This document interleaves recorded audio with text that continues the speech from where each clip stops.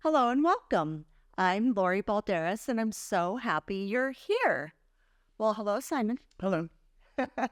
Here we are again. Here we are. Anyway, I'm feeling really sporty today. Did you notice? Yeah, I did. I'm sporty spice today. Anyway, we have a reason that I'm dressed kind of sporty today. Okay. Okay, so let's see how I did that. Yeah. Segue. Yeah. What a segue. Anyway, you came up with the plan for today. Okay. Sort of. Yeah. Well, you did. I didn't really have an idea. Mm-hmm. The Holy Spirit wasn't talking to me this week. I don't know what's going on. He was very silent. So Okay. you kind of came up with this idea. Mm-hmm. And so why don't you tell our listeners what your thoughts are, and then we'll go from there. Okay. Well, I've been running ragged for the last couple of weeks, doing all kinds of stuff, shifting gears, and work-wise, I have just kind of been reinventing myself over the last several months, and I'm tired. And I had a moment to pause the other day, and I was just thinking about this race that we're all in. We're all running this race as Catholics, as Christians, to hopefully, see our Father someday in heaven. And I was just thinking, gosh, I'm really tired in this race right now. And then I was thinking that I really would like to go to confession. I have sort of a wagon load of venial sins that I'd like to express in confession. And one of the reasons is because, when I'm, especially when I'm busy, I tend to have moments of impatience, and there's things that I'm not happy with how I'm behaving. So I feel like I need to go to confession for those things. And in doing that and thinking that, I'm thinking, I wonder how other people are doing in the race. We're all running this race, and I'm also a runner. And my kids are runners. My son is a very gifted runner and an award-winning runner, even a record-holding runner, even. Yes, he's a very good runner. And because I've been so busy, I've only been able to run one day last week. And that's not like me. I usually try to go at least 3 or 4 days. And I haven't been able to do that. And it bothers me, and it kind of makes me grouchy a little bit. I really have that desire to go out and hit the road and run, and it makes you feel good when you exercise. Right. And so, but I was thinking about this race in life that we're in. And, sometimes when we're running this race of life, we get tired, or we fall down, or maybe we don't even notice others around us who have fallen down and maybe need a hand up, because it kind of sucks when you're on the ground and when you're having a hard time in this race. So that's what I was talking to you about. That's kind of what was on my heart and mind, and here we are. So I feel like throughout this episode, we're going to be using a lot of metaphors, and metaphor's the right word, right? Metaphors for running and life. And like Simon is saying, just we're all runners in a race. Even though I can't run, I literally can't run because of my disability.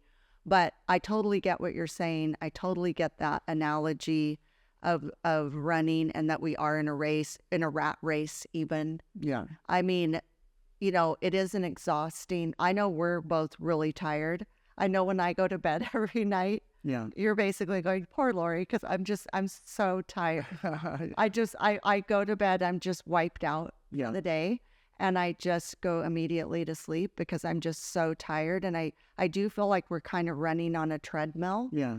And kind of like, I don't know that we're getting anywhere. And if we are, it's very slow. And I don't think we're the only ones that feel that way, honestly. I mean, I don't know what everybody's stories are, but I think if we want to use the analogy, let's say there's a person, a runner. We'll keep using that term as a runner. We're all a runner, okay? There's different kinds of runners. So if there's the runners in the world, and there are, who are really physically fit, mentally, spiritually, emotionally, physically fit, and they're running the race, and they're really making progress, and they're really doing a great job. Yeah. Instead of being mad at those people, and jealous of those people, I think it's good to have the attitude of like, oh, wow, what an inspiration they Yeah. are. Instead of saying, oh, they think they're so great, or oh, they think they're such a great runner. Instead of having that attitude, which I think is a lot of attitudes towards people that are maybe are doing well. I'm not talking about people who are faking it, or people who are disingenuous, or people who are bad or evil. I'm talking about the people who are literally got it together.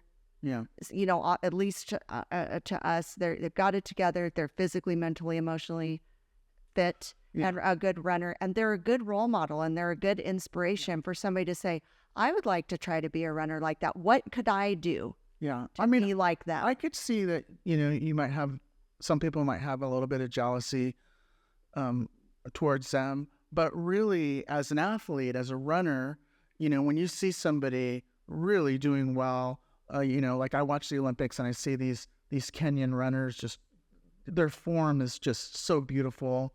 They look like they're flying. Right. You know, it's amazing. So instead of being jealous of them, look at their technique. Right. What are they doing right? How can I apply that to my life? Right. So these people, you know, they're like you said, they're setting some good examples. And yeah, maybe our human side wants to wish that we were like that, but it takes a lot of practice. Right. And discipline. The discipline and dedication. Right. And the one thing that I sort of kind of took away about how can I do better in this race, and one of the things is consistency. Right. Doing the right thing over and over again, many times over. They say if you do something 10,000 times, then you're an expert in that thing that you're doing 10,000 times over. So, you know, hopefully this repetition of things and the way that your life's being ordered can reach that level of perfection and please Christ, because that's the whole goal, is to really try to please Christ. And seeing somebody who's really, like you've seen probably many times in different races I have, where there's a person just about to get to the finish line and they can't go anymore. They're literally collapsed. Right. And you see the runner right behind them scoop them up and help them over the finish line. Right. That's what we should do. Right. That's beautiful. Yeah. Yeah, that's a beautiful image. It's and we have, I would say most people have if they haven't experienced it in person, they've seen it. Yeah. That happened. And that's kind of what I was going to talk about is the rate, you know, like you and I are in a race. We're devout Catholic. We're in a race where we're trying to strive for holiness, strive to go to heaven, strive to do good, strive to love the Lord, try to be in service of others. That's our race. That's the race we're on. And I personally constantly am thinking, what can I do more and more that serves the Lord, that brings me closer to Him, that draws people closer to Him? I pray for that every single day. Yeah. But there are people in the world that their race is a different race. They're in a completely different stadium on a completely different track. Okay. Okay. And so, What do you mean by that? well, I think like we're striving for things that are God-centered. Oh, I see. At least I am. Yeah. That's where my entire daily existence is about. First thing, waking up in the morning to spend time with Him in my own quiet way. Like everybody knows, I wake up at 3:30 in the morning. Right. And I do, and much of that, you know, it's not that I'm in there because I'm high maintenance and primping and preparing because I'm super fancy. As you can all see, I'm not that fancy. It's more about that I pray the rosary. I listen to Catholic and spiritual podcasts. I pray. It's a very long process, but it's slow. And I purposefully do that so that I'm not in a rush, because that's when it's quiet and that's when there's no distractions. And that's the only time I can schedule it in when nothing's going to take my attention. Yeah. And so that is very disciplined, you know, but my whole goal is that's what my life consists of, is all day, every day. What can I do to get closer to the Lord? What can I do to help others, to draw and draw other people to the Lord? But there's other people in the world that they're very money oriented. Right. Yeah. They wake up and hey, I'm not against money. We need money, you know, and because we're at, you know, we struggle with money, we're it's definitely highlighted in our life that we need money in order to live. But there's people in the world that's all they think about all day, every day is, how am I going to make more money? Yeah. Who do I have to step over to make that money? Yeah. How many cars am I going to buy? What am I going to buy? Right. What kind of facade am I going to put on Right. so that I can be richer and have more? Yeah. Well, as we all know, at the end of our life, all that stuff you can't take with you. Right. No, So they're in a different track. They're running a different race. Well, let me say this, because, we should all be striving for the same goal, right? To go to heaven, Yes. to meet Christ face to face, to worship him for eternity. That's the goal, right? Right. So, but some people don't have that as goal. Maybe their goal is money. Right. Maybe their goal is something power, whatever it is. But we are all in this race, right? So in my opinion, those people have gone off course. Right. They saw something shiny when they're went going off down the the track. course, and they went after it. Right. And now they're lost over there, and Right. they're never going to make it to the real finish line. Right. And that's worrisome. And that's why we should, if we see somebody going off course, then maybe we should, hey, come back, you're going the wrong way. That's what we try to do. Right. But we're not always successful. And at the very least, especially for people we don't know and we see doing that, we should at least get on our knees, pray for them. Right. I pray for people in our family that are off chasing shiny objects, and, hopefully they'll be touched.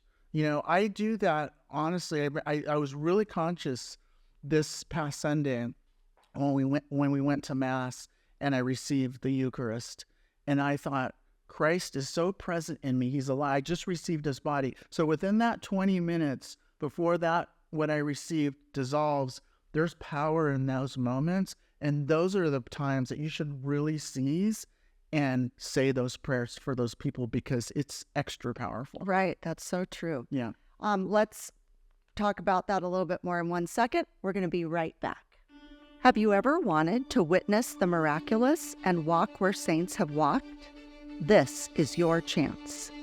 Join me, Lori Balderas, host of Fresh Catholic Podcast, and Father Matthew Miguel, as we walk with you through Italy's most sacred sites. From the Eucharistic miracles of Lanciano and Orvieto to the peace of Assisi, your heart will be transformed by these extraordinary moments of grace. You'll walk the hallowed streets of Rome, step into the history of the Vatican, and witness the places where faith has flourished for centuries. Each stop deepens your journey. Each miracle renews your soul. We invite you to join us on an unforgettable, life-changing experience. Join us and let your faith come alive in Italy. Have you been to freshcatholic.com yet? Our website? Oh my goodness, if you haven't, make sure you go there right after I'm done here. I want to tell you about everything we have going on there. We have the podcast is there if you can't find it anywhere else. We also have a blog, Fresh Catholic Comics. We have an online store with faith-based merchandise. It's all very exclusive to Fresh Catholic. We also have coffee that we're selling. Coffee, can you imagine? Fresh Catholic coffee, 17 flavors. It's roasted and shipped on the same day. You can save some for yourself, give it as a gift. It helps us out with our mission. We also have educator Charles Merritt is doing a whole series of things on our website.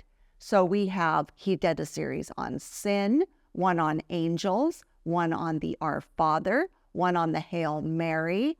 And he's coming up with new ideas all the time. And he also is doing a Bible study. Right now, he's studying the Gospel of Mark. You don't want to miss it. So if you're behind on all those things, they're there for you to see and share with your friends. So check it out. And we're back.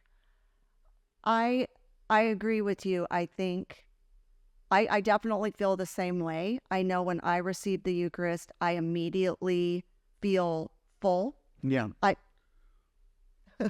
Whoops. Sorry, we just had a little, that's showbiz, baby, a little technical difficulty there for 1 second. I immediately feel full and content when I receive the Eucharist, when I drink the precious blood. I don't know if anybody else has this experience. I've never brought this up. Maybe I have. When I drink the precious blood, I can feel it going through my body. Okay. Now, I'm a wine drinker, okay? I drink wine on the weekends.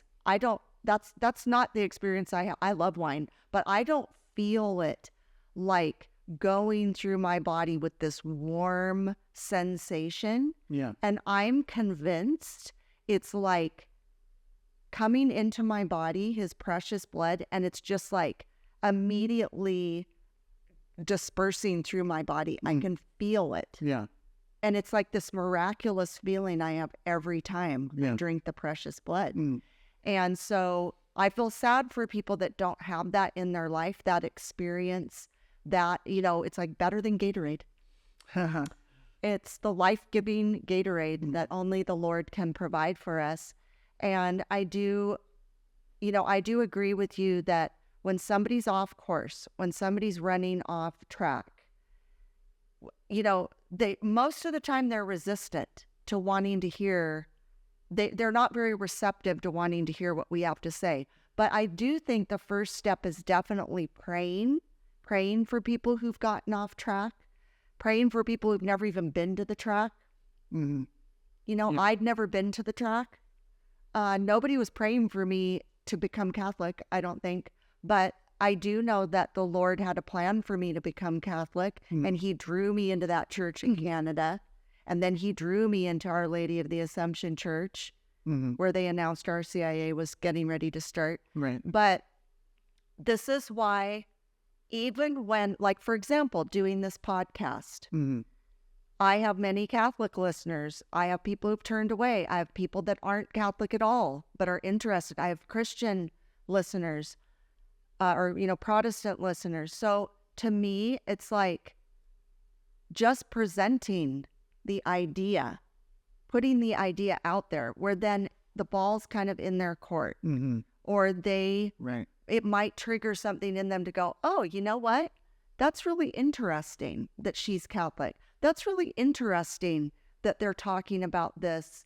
I identify with that. I resonate with that. And then it just takes those little seeds of something to draw people to what we're talking about. And it might be a slow thing, and it might be something that's really happens quickly. It's up to the Lord. Right.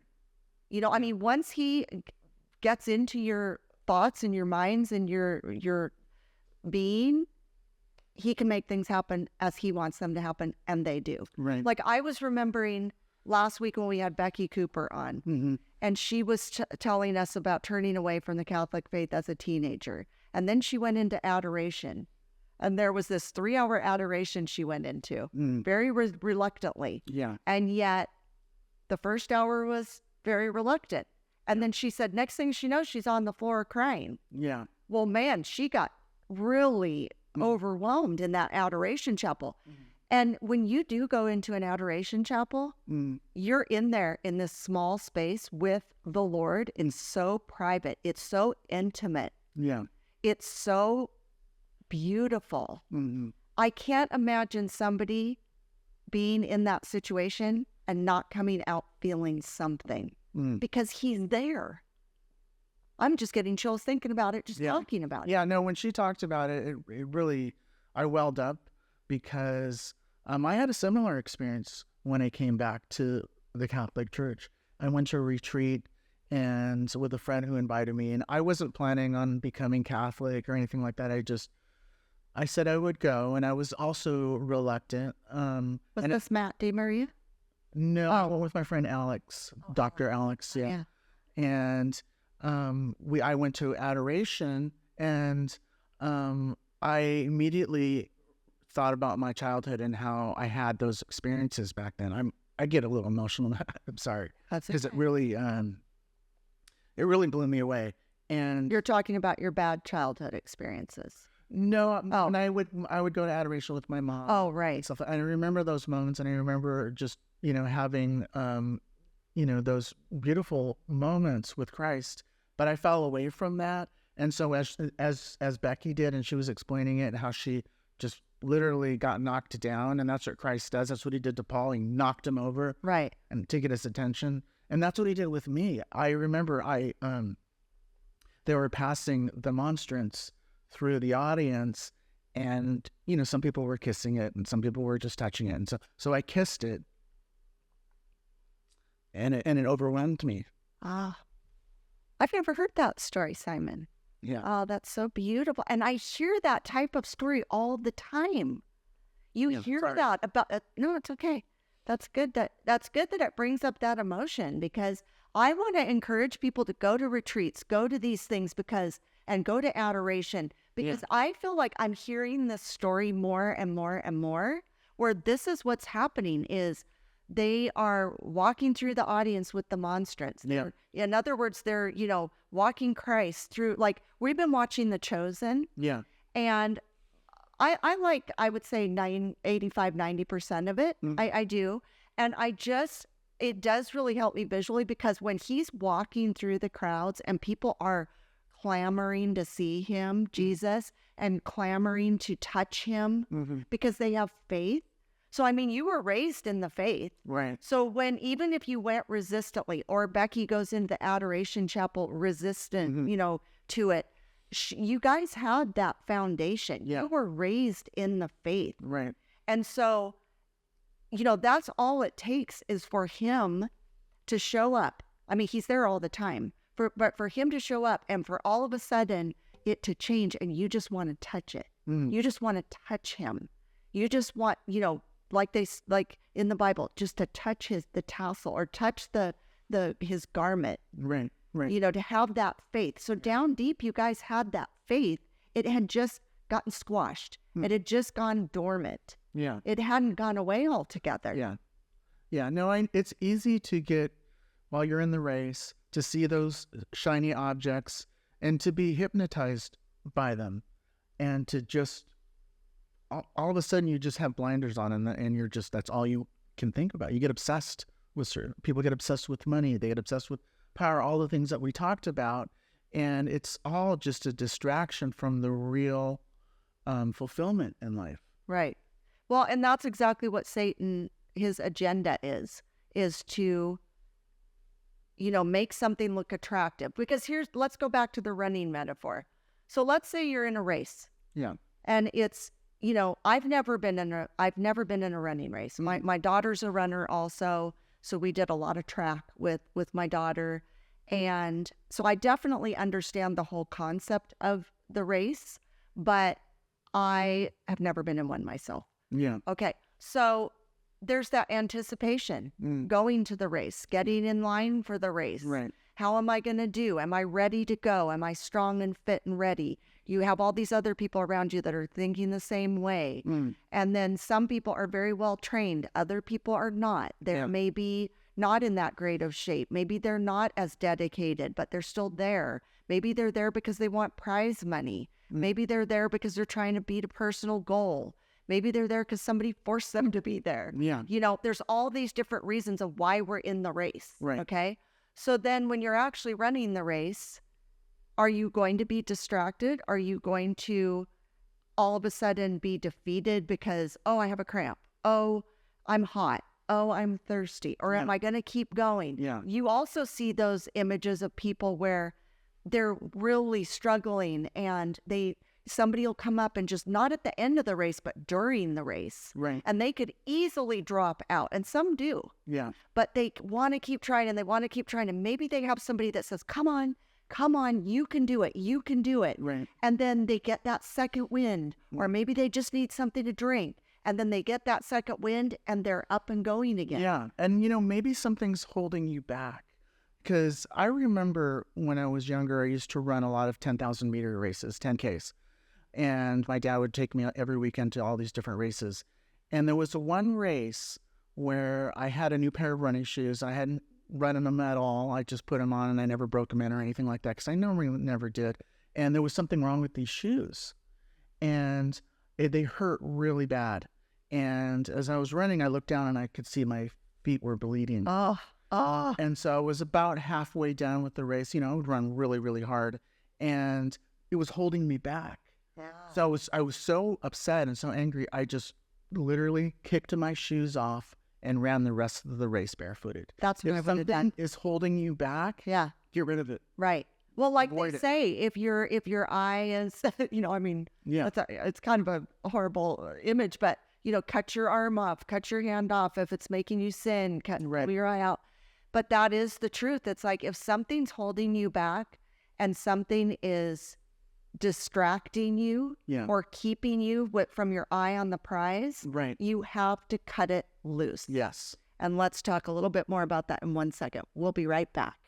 Thank you for tuning in today. We really appreciate you being a loyal listener. I want to remind you that in addition to our weekly topic episodes, I also do Fresh Catholic Daily, the daily Mass readings. They're nice and short, 5 to 7 minutes, perfect for your drive to work or school, or while you're cooking, cleaning, on a walk. So tune into those, get your daily dose of Jesus. I'm also on Instagram and Facebook, and I do little short videos every day. So tune into those, tell all your friends, subscribe, please, rate and review. We really would appreciate it. I'm just trying to draw people to the Catholic faith or back to the Catholic faith. Help me to do that, won't you? And we're back. So I do believe that. I believe, for good or bad, I've had to cut people out of my life that are either pulling me down a wrong road or distracting me from my ultimate goal. My number one focus is Jesus. And if anything's going to get in the way of that, it's not that I'm doing it in a vicious, mean way. It's just I can't allow it to cloud my vision, to cloud my goal, to cloud I'll tell you what, I know for a fact that anything that God and Jesus are presenting to me and wanting for me, I know is the right way to go. Okay. I don't have to wonder if something is coming that I know is detrimental to me, my health, my spiritual being, my emotional well-being. There's no real choice. There's no real contest to me. Now, the younger me, that would have been a harder thing. Even the older me that was more addicted to other things that I shouldn't be addicted to. Not that I was a drug addict or anything like that. I'm not implying that. I'm just saying I put a lot of value in things that were meaningless or that were fleeting or that were unimportant. And now I'm not interested in getting involved in things if they're not going to be something that is helping me to move forward in the race. Right. Yeah. Yeah. I kind of think about the race, as a running race, the race of life, but I really visualize it as more of like a soldier running. Because the soldier doesn't just have his shoes on his body, he has equipment with him. Right. He has a shield. Right. He has a sword, perhaps, and what is the shield? It's protection from God with the Holy Spirit. What is the sword? It's the word of God. Are you equipped in your race? Do you have everything that you need? Are you taking the Eucharist? Are you getting nourished? Right. All those kind of, is your thirst being quenched? Right. Are you reading God's word? So there's kind of a lot to running the race. It's not just beelining to the race. It's, are you prepared? Are you able? Are you conditioned? Have you been practicing? Right. What have you been doing when you're faced with temptations or things that you shouldn't get into in your life? Have you been deterred by those, or are you running past them, or are you stopping and being hypnotized and mesmerized by those things? Right. Well, and that's the thing with being an athlete or being just a human being. You do have a choice, okay? So there are, let's use the analogy of an athlete or a runner. So yes, in order to be a successful runner, you do need to be equipped with things. You do need to be conditioned. You do need to be disciplined. Because if you go out drinking the night before, eating a bunch of crap food, and then you're running a race the next day, I don't think that's a good idea. You're probably going to be throwing up everywhere. You're going to maybe faint. You're going to cramp up. You're going to have all sorts of problems. So I feel like that's how it is in life, is the farther I'm getting along with getting closer and closer to God, eliminating things that aren't building that up for me in my life, the easier it is to not turn to those things. Right. Yeah. It's like I find that really fascinating because I've always been disciplined. Yeah. I'm a disciplined person. Yeah. But but I also could easily be swayed in the past. Yeah. It's like, oh, well, I would like to do that. Yeah. And now I'm more quickly looking at the situation, and is this really going to help or hurt me, or help or hurt the people around me? What am I going to do here? And I'm finding it more and more easy to make the right choices and decisions because, number one, I want to make sure I'm in right standing and in good graces with God.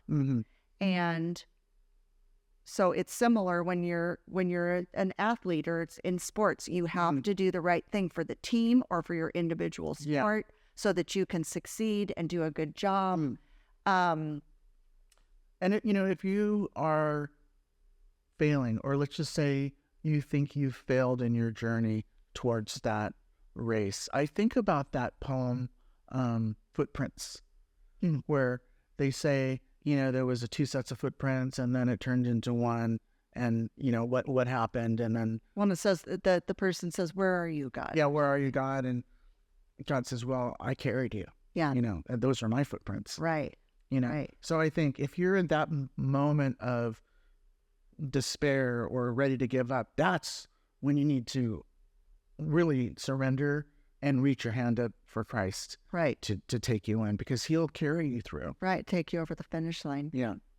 I love that. The Lord will take you over the finish line. Oh, amazing. We just came up with that right off the top of our head. No notes. Yeah. Yeah, I don't know why this subject makes me really emotional. I guess because I'm tired. We're tired. Yeah. Yeah, we're very tired. Yeah. And I also feel like, if you, also with the running metaphor, if you're training for a race, if you're doing everything you should be doing and can be doing, and you're giving it your best effort, and somebody comes along and they trip you or they push you down when you're running, or you just can't win, man. You do everything you can and you go out and you get blisters and you're bleeding, or you fall and you sprain your ankle when you're trying to run this race, and you have to you have to stop. Yeah. You get sick and you can't go that day. Yeah. There's all these things in life that are hurdles. Yeah. And they're trying to trip you up. Yeah. And they're trying to get you off track. And pun intended. And I feel like that's the thing is you have to look at the finish line. You have to look at, Jesus is standing at the finish line going, right here. But if you're struggling, he's there with you also. Yeah. He's in every part of the race with you. He's there ahead of time. He's there when you're training. He's there when you're running. He's there when you're fatigued. Yeah. He's there when you're tripping and falling. He's helping you up. He's at the finish line, pulling you across. I think it's important for you to say that because, for me, when I've run hundreds and hundreds of miles over the years, thousands probably, and it's kind of a lonely journey. You're really in your head. You're experiencing all these, these pains and these thoughts and so forth. When you're running a race, you can't even talk. You can't, Right. if you're running with a buddy and you're able to converse, then you're not running fast. Yeah. So you're really isolated. You're what feels like alone. But I like that you say you're not. Yeah. Because, Christ is right there, right beside you. And I think it's important to remember that you're not alone. Right. Because that feeling of loneliness and being alone and nobody's helping me, nobody cares, all this stuff, it's a false notion. Right. And I think it's important to dispel that. Right. And I do feel like going along with that, you and I have talked about people who are lonely, people who struggle with loneliness. They might not have a husband or a wife. They might not have children. They might not have a lot of friends. I don't know their situation. I'm just using that as an example. But I know there's a lot of people that struggle with loneliness, and they feel like they don't have anybody. Nobody cares about them. Well, part of it is I encourage people like that to go out and try to, start doing something, even if it's not with other people. Start going on a walk. Smile at people when you're on a walk. That'll generate, people talking to you, looking at you. Go to do some class. You'll be with like-minded people. Take up a class of some sort. But when you are alone, when you and I were separated for 3.5 years, and I was somewhat estranged from my children, I didn't spend a lot of time with people. I didn't have you. I didn't have, I wasn't with my family. And I did start going into some despair. And my therapist said, Lori, find things to do that get you through the day that you enjoy. Yeah. And then, of course, she wasn't Catholic, but she respected my faith. Yeah. And she said, God's with you. Yeah. And so, boy, I took that very literally. And so I don't know if I've ever told you this, and this might make me sound crazy, but I don't think so. We're all Catholics here. We all love the Lord. But when I would be alone, I would picture him sitting with me, next to me, or I would even talk to him. Yeah. Like I'd be talking, going, well, I don't know about this, and I don't know what's going on. I would just talk out loud as if he was sitting right there. No. Or like when I was sleeping, I think I told you I had one of those long body pillows, and I'd put it behind my back, and I'd imagine he was laying there like protecting me and taking care of me because I was alone, and it gave me a lot of comfort. And anytime I'm out and about, I know he's with me. I say to him every morning, Lord, please be with me. Please hold my hand. Please walk me the way you, guide me the way you want me to go. And I'm actually picturing him holding my hand, and it's, that really helps me. And I think, again, it's a disciplined thing. It is. Now this faith, it's also a great deal of faith. Yeah. To have that in your head that, I'm not crazy that I think that. I'm not like making this up and it's just I'm saying this and I don't mean it. I actually mean it. Yeah. These experiences we've had, you, Becky, Cooper, many people who have, Father Matthew had that experience where he, felt the Holy Spirit and, it's like that was his moment of the Lord calling him to the priesthood. Oh my gosh. I mean, it's miraculous, but it's that faith. Right. You have to have that faith. We just watched The Chosen, and there was a scene where they were kind of being surrounded by people, adversaries who were not happy with them, Jesus and his disciples. And he asked them all, his disciples, to sit down. And they said, Lord, we're not feeling very strong here. This is not looking good. We look really weak sitting here. But my first thought when they said that was, if that was me and Jesus told me to sit down, I'd be thinking, well, I'm sitting down with the Lord. I'm good. I'm good. I'm okay. Yeah. He's telling me and I'm looking at him. We're going to be okay. Yeah. Yeah. And he said, what does it take? Yeah. Faith. Yeah. That is like the key to all things is to have that faith. Yeah. And you don't need to have big faith. He said specifically just the faith of a mustard seed, the smallest of all seeds. Yeah, but you just have to have it, and it has to be real, and it has to be legitimate. Yeah. And if you're off running off the track, not even on the track, you've never been to the track, and you're not focused on what the ultimate finish line is, and how you can get there, and what it takes to get there. And even if you're not disciplined, even if you struggle with that, I know you struggle with being disciplined. You have a harder time with that than I do. You're getting better, especially now that I'm back here. But it's hard. Some people struggle with that. But God isn't asking for ginormous things. Yeah. He, like, again, mustard seed. Just the first step. You can't run the race if you don't even take the first step. Right, of course. You don't even have to go to the track right away. Yeah. You don't even have to have a plan or have anything. It's just, you know what? I think I'd like to run. Maybe you can't run like me. I'm going to walk. I'm going to do a nice fast walk. I'm going to start somewhere with something. Yeah. And, the one thing that I've noticed, big lesson for me in the last couple of months, is that previous to a couple of months ago, I lived in a very quiet world. As you know, All right. I have 80% hearing loss, so I don't hear very well. My world is very, very quiet. And so when I got some hearing aids, I realized, oh my gosh, the world is so noisy. You know, I could hear my footsteps. I could hear things that I've never heard before. And it overwhelmed me. I hated it. Right. It overwhelmed me. And I have to wear them for a little bit of time and then take them off and then wear them and take them off. Because Well, it was very emotional. it was very emotional. But one thing that not being able to hear, what I realized was it allowed me to focus and concentrate. If I can concentrate and focus for long periods of time, it's very quiet. Interesting. It's very, very quiet. But now that I have all this kind of noise around me, it's a lot harder. Interesting. It's a lot harder. So I'm saying that metaphorically for this noisy world, because there's a lot of distractions that take our gaze off of the prize. Right. And so, that's what's kind of happened to me just physically. Now that I hear all this stuff, I'm hearing all these things and I'm turning all over the place. I don't even know where these sounds are coming from. That's the hard part about hearing now, is that I don't know where these sounds are coming from. I don't know if they're behind me, in front of me, next to me. It's really weird. So, I'm distracted. Well, so imagine that you are just now experiencing this. And when you started hearing really well, I said, this is how we all hear. Yeah. And you just don't know that this is, because you said, I don't like it. I can hear my feet. I can hear my hand rubbing through my head. And I said, that's what we all hear. Yeah. So imagine that's why everybody's so distracted. Mm-hmm. We live in such a noisy world. Yeah.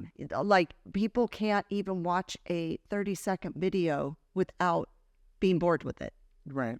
They can't listen or watch or hear or experience something that's long because they want to move on to the next thing. Right. Very true. They want to run a sprint when sometimes you need to run the long race. Right. Yes. know? Yes, because this isn't a sprint. It's a marathon. It is a total marathon. Yeah. And I also think sprinting's great. Sprinting's fun. Sprinting can be a fun time. Mm-hmm. There's nothing wrong with having some fun, some frivolity, some noise every now and then. But it definitely distracts. It definitely throws you off course. Mm. It definitely, is the bright, shiny object, when in fact we really do need to remember what's important. And Right. most of the most important things take a lot of time, a lot of discipline, a lot of focus, a lot of just giving it everything you have. Yeah. Mm-hmm. So I just really encourage people to, use this metaphor that we're doing, Mm-hmm. think about it, pray about it, ponder on it. But I do think, it is, I know you and I feel very defeated sometimes. We don't feel like we're ever winning the race. We don't ever feel like we're coming close to the Mm-hmm. finish line. We don't feel like we're training properly. We are getting tripped. We are getting pushed down. Yeah. We are getting squashed. We are getting blisters. We're getting all that. Mhm. But we're just like Yeah. crawling our Well, way. this is a road race, and in a road race, there's a lot of hills. Yeah. And there's some downhills, and there's a lot of valleys, and sometimes there's trails. I remember running a race where it was on sand. It was awful. Oh, So, we have to keep in mind like where we're at in this race, and Right. to pace yourself and to not try to, overdo something. right. Oh, and speaking of which, I have a story. So last week, we went on a church, or not a church, but a staff adventure, I'll call it. And I work at the church. And so Father Leon, our pastor, said we would all meet at the Santa Barbara, or not the Santa Barbara, the San Buenaventura mission. And we would pray the rosary. And then we would go on a hike up to the cross that's up on this hill. Right. So I was thinking, I even said to you, I'm a little concerned because I have a disability, and I thought, am I going to be able to do this? And so I took my cane that I have, because I can't do hills. For those of you who don't know, I can't go up and down hills or things without holding on to something. So I took my cane. I was pretty prepared. So we get there, and sure enough, these hills we had to take to get up to that cross were extraordinarily strenuous. It was a real physical struggle for me. Since my accident in 1990, I have not done such a strenuous thing. And now I'm 59 years old. And man, my coworkers really pitched in. They got on either side of me. They helped me up a hill. Father Leon helped me up 2 of the hills. Andrew, the music director, helped me up another hill. Everybody, it was kind of like a relay race to get me up the hill to this cross. And I didn't want to give up, and I didn't want to, I wanted to do it, but I was really, really struggling. But boy, did they pitch in and help me. And then when we got up to the cross, I felt such relief. I thought, okay, I did it. I felt really good about that. And thankfully, Father Leon had a ride for me to ride back down the hill. But my point is, I did the race. I did what I needed to do. It was very empowering to me, and also to, you know, I thought it was good for my coworkers to pitch in and help. I thought that was good. And I felt, you know, satisfied at the end, tired, exhausted, wiped out, but it was totally worth it. And I think it's good to be a good teammate. I think it's good to help others when they're struggling, however that looks, physically, emotionally, spiritually.